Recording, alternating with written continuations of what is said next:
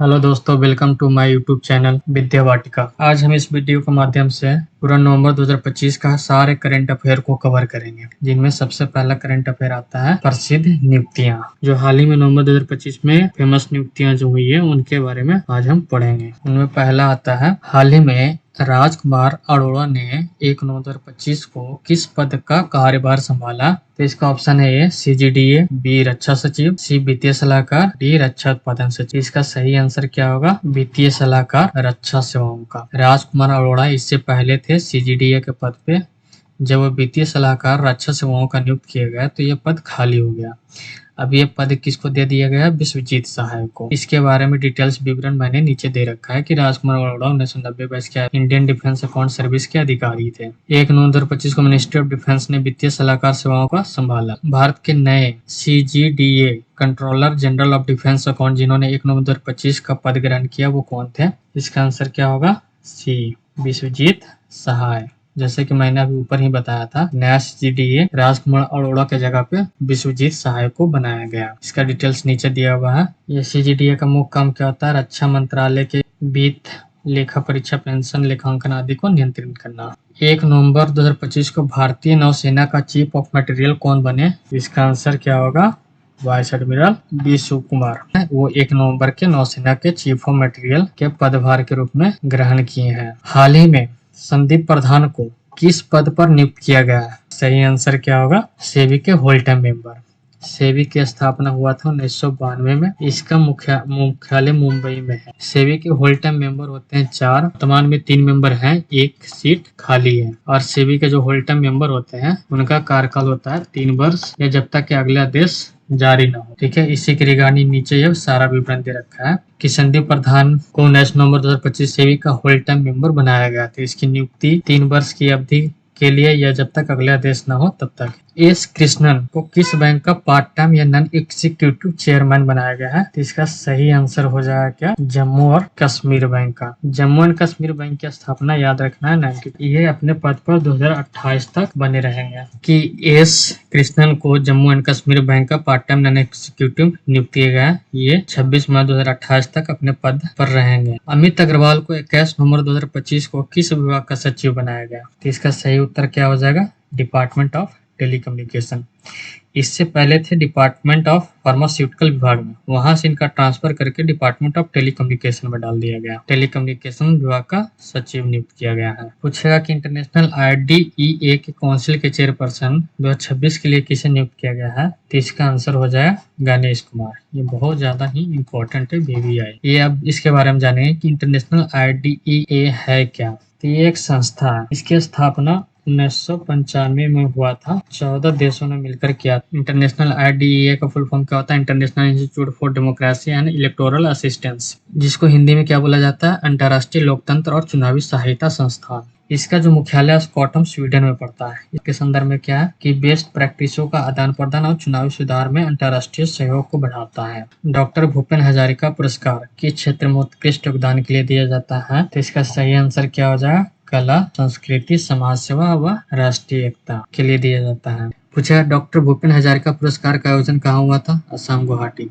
हर साल असम सरकार के द्वारा यह पुरस्कार दिया जाता है। डॉक्टर भूपेन हजारिका का इस वर्ष 100वीं वर्षगांठ मनाया गया था। इसी उपलक्ष्य में 100 रुपये का स्मारक सिक्का जारी किया गया। यहाँ पे सारा चीज लिखा हुआ है कि अतिरिक्त तथ्य में कि स्मारक सिक्का 100 रुपये का जारी किया गया था। 100वीं जयंती वर्ष मनाया गया। पूछा डॉक्टर भूपेन हजारिका पुरस्कार किस संस्था को द्वारा प्रदान किया जाता है? तो इसका सही आंसर क्या हो जाएगा? असम सरकार। 2025 में हिंदी के लिए बाल साहित्य पुरस्कार की विजेता कौन है और किस कृति के लिए? इसका सही आंसर हो जाएगा सुशील शुक्ला 1/12। उनका पुस्तक का नाम है। बाल साहित्य पुरस्कार 2010 से दिया जा रहा है और बाल साहित्य पुरस्कार साहित्य अकादमी के द्वारा दिया जाता है। टोटल 24 भाषा में दिया जाता है, जिसमें याद रखना 22 भाषा प्लस 2 भाषा कौन कौन से और है? एक राजस्थानी है और एक इंग्लिश भाषा है। 22 भाषा जो भारतीय संविधान के 8वीं अनुसूची में वर्णित 22 भाषा प्लस 2 भाषा और कौन कौन है? राजस्थानी और इंग्लिश। टोटल 24 भाषाओं में बाल साहित्य पुरस्कार दिया जाता है। इसमें और क्या दिया जाता है? तो 50,000 रुपया plus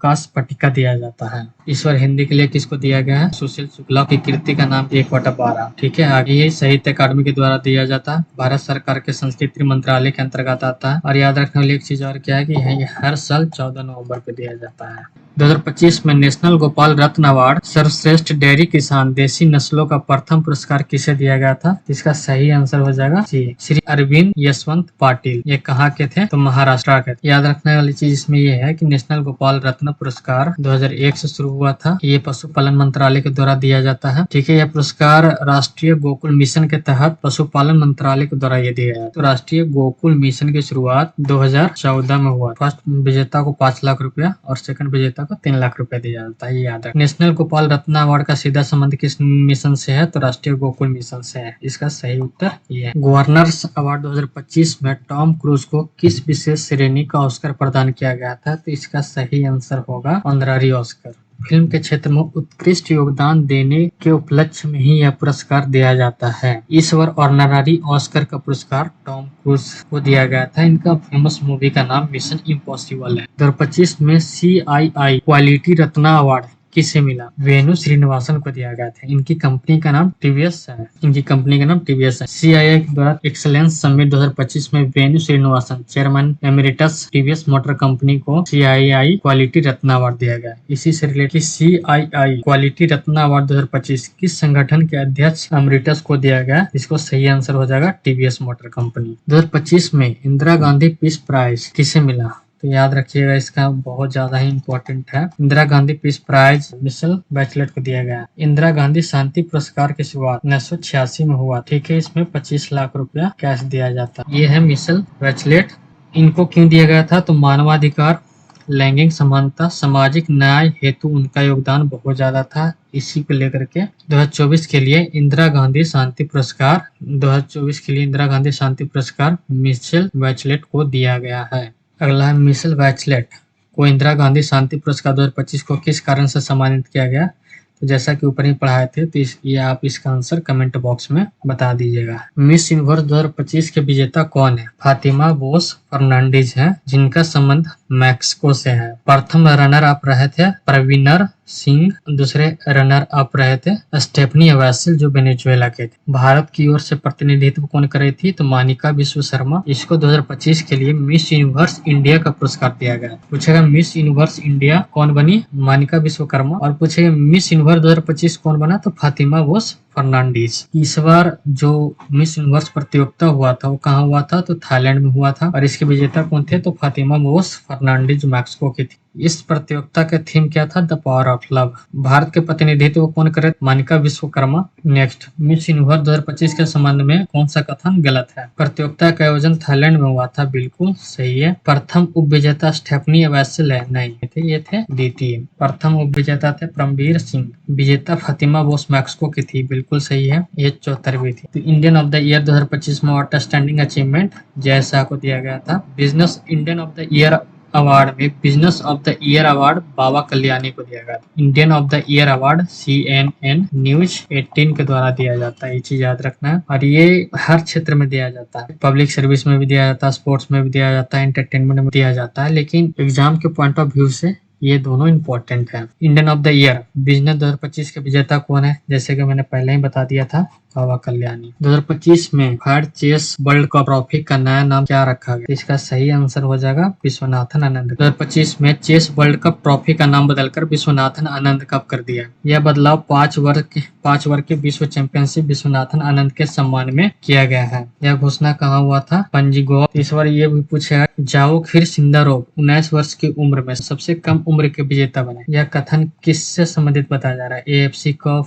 fire chess world cup, ICC world cup, Davis cup. इसका सही उत्तर क्या हो जाएगा? Fire world cup. इनका संबंध उज्बेकिस्तान से है। नीचे दिए गए कथनों पर विचार करिए। एशियन यूथ गेम्स 2025 का आयोजन मनामा, बहरीन में हुआ था। क्या ये कथन सही है? बिल्कुल सही है। भारत ने इस संस्करण में कुल 48 पदक जीते थे, जिनमें 13 स्वर्ण शामिल थे। बिल्कुल, ये भी कथन सही है। इस खेल में भारत को कुल मिलाकर के चौथा स्थान मिला था। नहीं, इस खेल में भारत को छठा स्थान मिला, इसलिए इसका सही उत्तर क्या हो जाएगा? बी, 1 और 2। अब थोड़ा डिटेल जानते हैं एशियन यूथ गेम्स के बारे में। ये केमा संस्करण था, तो याद रखना तीसरा संस्करण था। पूछा गया तीसरा एशियन यूथ गेम्स कहाँ हुआ था, तो ये मनामा बहरीन में हुआ। शीर्ष स्थान पे तो चाइना, दूसरे स्थान पे कौन थे? उज्बेकिस्तान, तीसरा स्थान पे कजाकिस्तान, भारत का स्थान कितना था? छठा था। ठीक है, पहला स्थान पे चाइना ने कितने पदक जीते थे? तो 63 गोल्ड, 49 सिल्वर, 35 ब्रॉन्ज, टोटल 147 पदक के साथ शीर्ष स्थान पे था। इंडिया ने कितने गोल्ड जीते थे? 13 गोल्ड, 18 सिल्वर और 17 कांस्य पदक, टोटल 48 पदक के साथ इनका स्थान छठा था। यहाँ पे लिखा हुआ क्या? India best ever medal tally, third Asian youth games 2025, 13 gold, 18 silver और 17 कांस्य पदक। ठीक है, इसमें 14 से 18 वर्ष के खिलाड़ी सिर्फ भाग लेते हैं। भारत की तरफ से कितने खिलाड़ियों ने भाग लिया था? तो 222 युवा खिलाड़ी, जिसमें 103 लड़के थे, 119 लड़कियों ने 21 खेलों में भाग लिया था। आगे भारत ने अब तक के सर्वश्रेष्ठ प्रदर्शन करते हुए छठा स्थान प्राप्त किया था, जहां तक कि आपको मैंने पिक्चर के माध्यम से समझा दिया। अब पूछेंगे कि 13 स्वर्ण पदक में कुछ स्वर्ण पदक विजेताओं के बारे में हम जान लेते हैं। भारत की ओर से कबड्डी में दोनों टीम, लड़का या लड़की, दोनों ने स्वर्ण पदक जीता। प्रीतेश मिता भोई वेटलिफ्टिंग में 44 केजी के कैटेगरी में ये स्वर्ण पदक जीते थे। जसिता राणा कुश्ती में 61 कैटेगरी में स्वर्ण पदक जीते। जयवीर सिंह कुश्ती में 55 केजी में स्वर्ण पदक जीते। खुशी चंद मुक्केबाजी में जीते। बॉयज टीम में कबड्डी, गर्ल्स टीम में भी कबड्डी, दोनों ने स्वर्ण पदक जीता था। निम्नलिखित कथनों पर विचार करिए। प्रीस्मिता भोई ने वेटलिफ्टिंग में भारत का स्वर्ण पदक जीता था। ये कथन सही है? बिल्कुल, ये कथन सही है। भारत के लड़कों और लड़कियों दोनों कबड्डी टीमों ने स्वर्ण पदक जीता। ये भी कथन सही है। एशियन यूथ गेम्स केवल 21 वर्ष से ऊपर खिलाड़ियों के लिए आयोजित किया जाता है। ये कथन गलत है। ये 14 से 18 वर्ष के खिलाड़ियों के लिए आयोजित किया जाता है। तो इसका सही उत्तर क्या हो जाएगा? ए और बी। ठीक है, आगे नेक्स्ट है क्या? 2025 में महिला विश्व कप की मेजबानी भारत और श्रीलंका ने संयुक्त रूप से किया था। ये महिला विश्व कप क्रिकेट की बात हो रहा है, तो इसका कथन ये भी सही है। टूर्नामेंट की player of the tournament Bharat के दीप्ति शर्मा बनी। ये भी कथन सही है। इस टूर्नामेंट में कुल 8 टीमों ने भाग लिया, तो ये भी कथन सही है। इसका आंसर क्या हो जाएगा? सी। याद रखना है कि भारत ने महिला क्रिकेट विश्व कप की ट्रॉफी 2025 में जीता और ये दक्षिण अफ्रीका, साउथ अफ्रीका को 52 रनों से हराकर इस टूर्नामेंट के 13वां संस्करण थे। याद रखना है। आयोजन कहाँ हुआ था? भारत और श्रीलंका दोनों में हुआ। कुल कितने टीमें भाग ले रही थी? तो 8 टीम भाग ले रही थी। भारत ने south Africa women cricket team को 52 से हराकर अपना पहला वुमेन वर्ल्ड कप खिताब जीता। भारत के कप्तान कौन थी? हरमनप्रीत कौर। टूर्नामेंट का प्लेयर ऑफ द टूर्नामेंट किसे बनाया गया? दीप्ति शर्मा, जिन्होंने 22 विकेट लिया था। सबसे अधिक रन लॉरा वोल्फ ने बनाया था 571 रन, जिनका संबंध दक्षिण अफ्रीका से है। सबसे अधिक विकेट दीप्ति शर्मा ने लिया। वुमेन क्रिकेट वर्ल्ड कप के आधार पर एक और एमसीक्यू है कि भारत ने फाइनल में दक्षिण अफ्रीका को हराकर 52 रनों से जीत दर्ज की। बिल्कुल सही। यह भारत का पहला वुमेन्स ओडीआई वर्ल्ड कप खिताब था, तो ये भी सही है। 2025 विश्व कप में पुरस्कार की राशि पुरुष विश्व कप से भी अधिक थी, तो ये भी कथन सही है।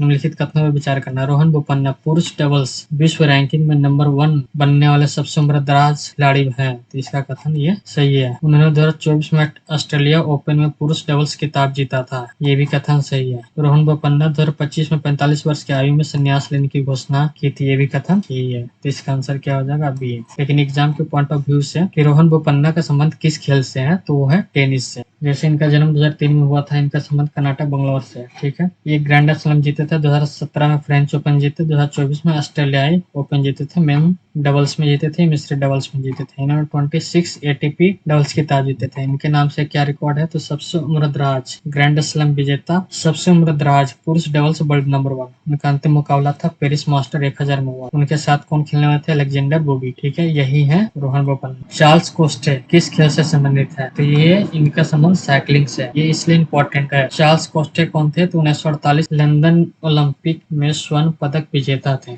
जिनका हाल ही में अभी निधन हो गया। उनका संबंध किस खेल से था? तो साइकिलिंग से था। ये चार्ल्स कोस्टे किस देश के रहने वाले थे? याद रखना, फ्रांस के रहने वाले थे। 1948 के लंदन ओलंपिक में गोल्ड मेडल इन्होंने जीता था। मृत्यु तक वे दुनिया के सबसे बुजुर्ग जीवित ओलंपिक स्वर्ण पदक विजेता थे। केन विलियमसन किस देश के क्रिकेट खिलाड़ी हैं? तो ये सभी को पता होगा, न्यूजीलैंड। तो इन्होंने हाल ही में T20 से अंतर्राष्ट्रीय T20 खेल से संन्यास लेने की घोषणा कर दिया। यही है वो केन विलियमसन। निम्नलिखित कथनों पर विचार करिए। 2026 में पुरुष हॉकी विश्व कप बेल्जियम और नीदरलैंड्स द्वारा संयुक्त रूप से आयोजित किया जाएगा। क्या ये कथन सही है? बिल्कुल सही है। टूर्नामेंट का मुख्य स्थल बेल्जियम के वेवरे और नीदरलैंड के एम्स्टर्डम शहर होंगे। क्या ये कथन सही है? बिल्कुल सही है। यह पुरुष हॉकी विश्व कप का 18वां संस्करण था। नहीं, ये पुरुष विश्व कप का 16वां संस्करण था, इसलिए इसका सही उत्तर क्या हो जाएगा?